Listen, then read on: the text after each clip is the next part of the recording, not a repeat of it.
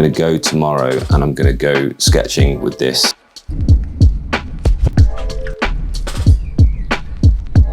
My personal high, like just sketching with an old friend in London on Monday. And what was really great about it, not just sketching like we were 18, 19-year-olds in art college, but also just that he was just as enthusiastic to try e-ink tablets as me. And I'm like, you know, I tell everyone about my enthusiasm for e-ink tablets, obviously, and I sort of put this in his hand and he sort of, you know, straight away was like, well, this is one of mine actually, but straight away he was like, oh yeah, let's have a go. You know, he was telling me how much he really enjoys his Kindle Paperwhite. You know, he had that same kind of experience as me in enthusiasm with the sheer magic of e-ink. These are his 2 little sketches. Yeah. His e-ink is the future, dude. I'm sorry. Surprised to find Russell Crowe drawing those same jokes we were making. And he also was sketching on the reMarkable Paper Pro. And I've just gone ahead and lent him another one of these for him to get used to. And it's just like, it's magical to see.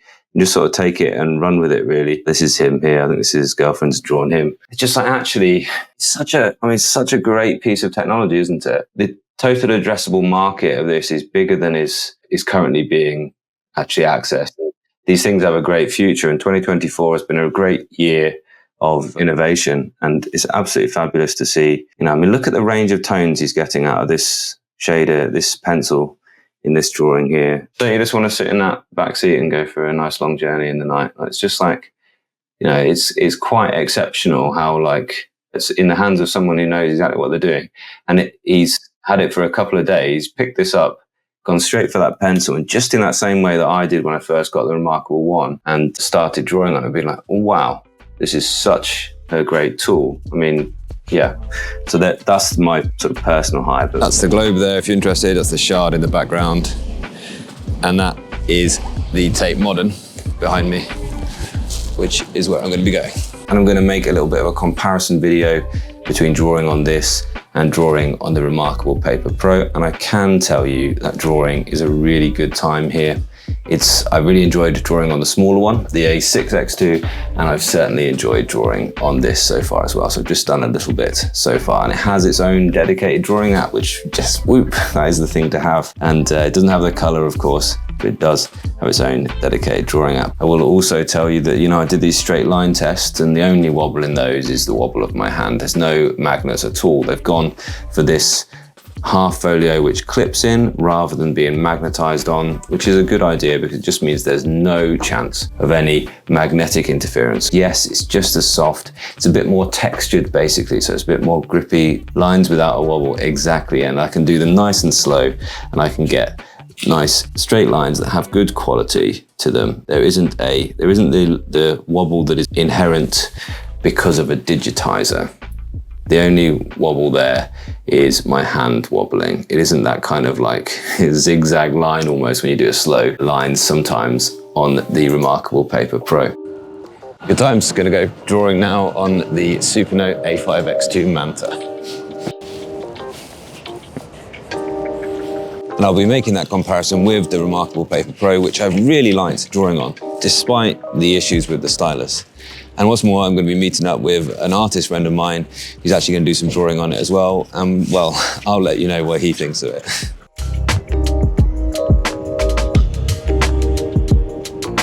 There's not a lot that I'd rather be doing actually, and it's an interesting comparison because on the one hand, you've got the reMarkable Paper Pro with excellent brush tools, with of course the full color, the Gallery 3, but probably the inferior pen technology.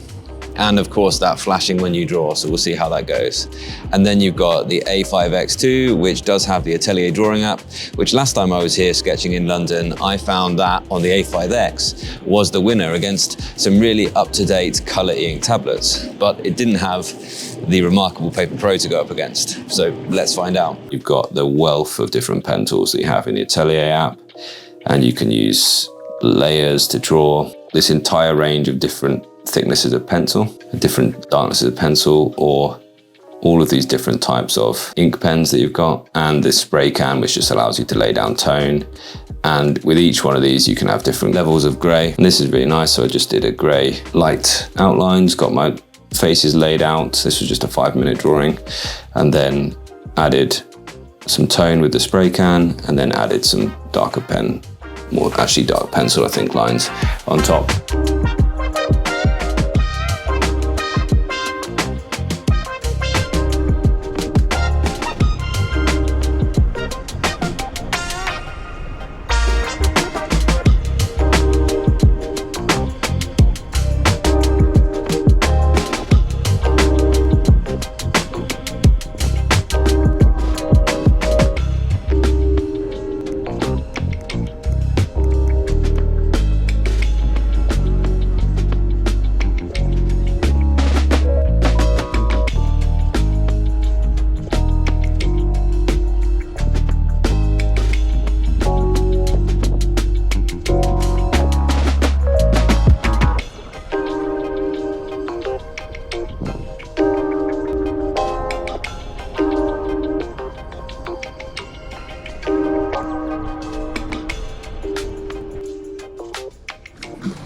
So yeah, I enjoyed that. Tested it out in some light drizzle as well, and it worked perfectly fine, so that's good news. A little bit slipperier when it's wet. I do think the writing feel is really good, and it's a shame in a way, like maybe I should have brought with me a different Wacom EMR, because the ceramic nib is better for a writing feel rather than for a drawing feel. But I'm going to compare that to the reMarkable a bit later, which is certainly a more pencil-like feeling. And I think on balance, I'd prefer to have the pen-like feeling for writing. This is a Supernote after all, but having that drawing app is really good. I like working through layers, working up tonally. Yeah, all good. Also, that Feel Right 2 layer gives it a bit of a texture on top. It feels like working on top of cartridge paper, which is a A+ feeling for drawing. Like that a lot. And once again, it isn't just about the way it feels, but it's about giving you the grip on the paper so your pen isn't sliding around, so you can be more accurate. There were occasional times where I wasn't getting my lines in the right place, but that was me as an artist rather than the tablet itself. Does it have pen tilt sensitivity? No, it doesn't, which is a real miss, okay? There's pressure, but no pen tilt sensitivity. Now, there is pen tilt sensitivity in this product. Wacom EMR does have pen sensitivity for tilt, but this doesn't use it. Now, I don't know if that's because of the specifications. Maybe this chipset, this Rockchip quad-core, inexpensive, old processor, good enough for what it does. Maybe they found that using pen tilt, actually, the processor can't handle it. But it seems a bit rude not to, that you've got some tech in your hand that can do pen tilt, but they don't have any brushes that do that. So that's one thing. I think that's a miss here. It's not working very well on the Boox tablets, and reMarkable have that sewn up and it works really, really well. And it works really well on the Scribe, the pen tilt. That really was a great day. So I've made some sort of list out conclusions from using the two tablets on the day. So firstly, one of the things, well, the bigger canvas does make more sense for drawing on the reMarkable. This is a really nice size, whether you're using it for notes or for drawing. It's actually quite a sweet spot for a lot of things this size.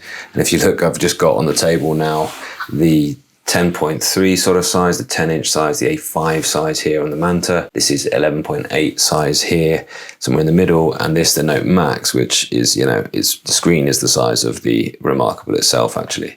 There's not that much difference, actually, in real world between these two, but the larger screen area does make quite a bit of a difference, actually. So this is a good sort of middle ground. A lot of people are thinking now this does feel quite right, this sort of screen size. For the core tasks of e-ink, that is making notes, all of those things, drawing, as we're discussing here, then this is a good size for that. It's quite a sweet spot, really. Did also mention that this actual tool felt more natural for drawing. I mean, this is the reMarkable marker, and it is just shaped more like a pencil. The end of it is more like a pencil. And the actual screen feel does feel more like a sort of pencil feel, although he didn't enjoy the hardness of this screen. Now, the reMarkable is a glass screen, whereas the Manta is a plastic screen. He actually quite enjoyed the softness. Kept talking about this softness of the nib on this surface was better. And not only that, the actual pencil tool does feel more natural. And you can see when you look through some of the drawings that he made on here, he's really enjoyed getting to grips with a different range of tone you can get just with that pencil, just by using different pressures and tilt. And the reMarkable pencil tool is fabulous. There's no denying it at all. I don't think he noticed what I noticed, which was the wobble of the diagonal lines. So by testing it, you sometimes see it slightly different. One thing that I think that Supernote should do is they should actually engineer a more drawing orientated stylus. Like, this thing is great. This feels so natural when you're writing, but for drawing, it doesn't feel so natural. And I wonder if he would actually get along better with either of the two Staedtler pens that you can use, because it's the same technology. And next time I go and see him, then I'll let him use one of these. I feel a little bit different to use all the different erasers. And he did like the different range of tools that you do have in here. Why have I not got an area erase? So I think actually that will be a bit more of a natural tool here on the Supernote. Now, of course, you don't have that choice on the reMarkable. You are stuck with the reMarkable markers only. So yeah, this is the sort of list of conclusions that we came to. So by the way, my friend is called Richard Burton, and you can find him at _Richard Burton on Instagram, and you find him at richardburton.net if you want to check out his art. He's an incredible painter, and his paintings are all about like kind of texture, and you can see in the sort of way he's done this drawing here.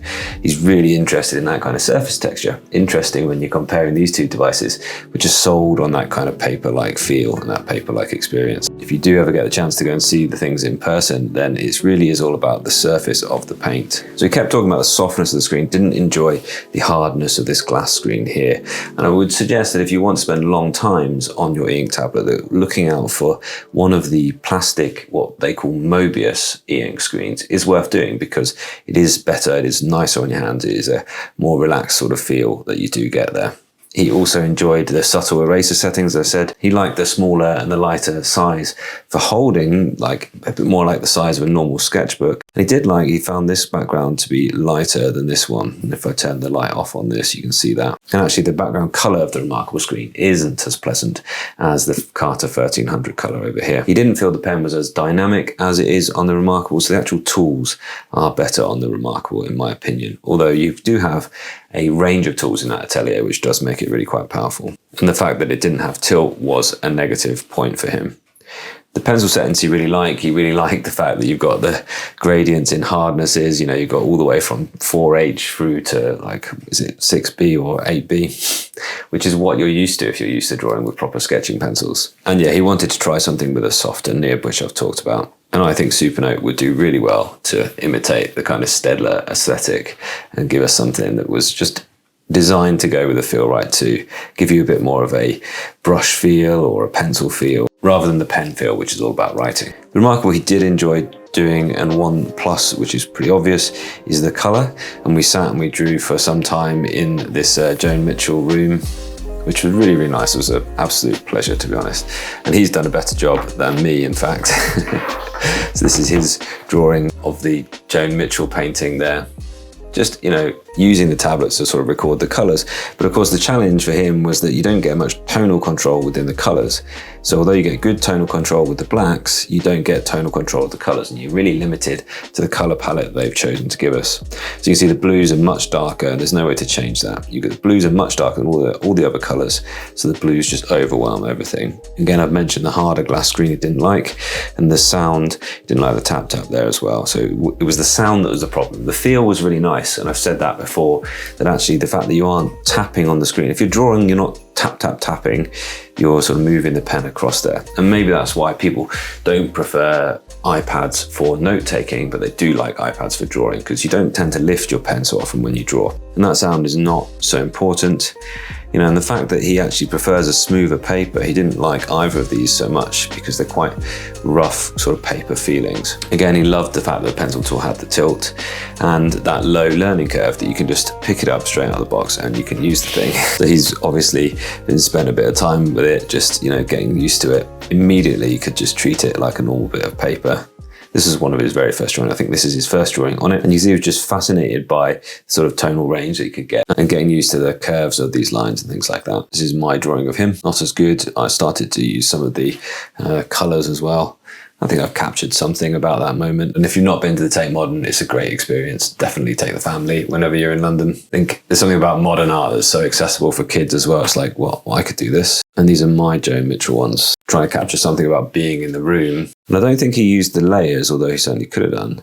I was trying to capture something of the sort of perspective of being in the room with these massive coloured canvases. Absolutely incredible paintings. We really enjoyed being in that room. I think we spent like best part of an hour at least. You know, I didn't get quite the effect that he did with those different colours. So yeah, Very low learning curve on the reMarkable, is quite well documented, really immediately natural to draw on it. And the reMarkable, the pen wobbles, they are more pronounced, although you can't see too many of them. I can see it, yeah, on this mark, for instance, here, can see them on there. When you're building up tone like that, then of course, you don't tend to see that, but if lines are important to you, then you will be annoyed by the pen wobble.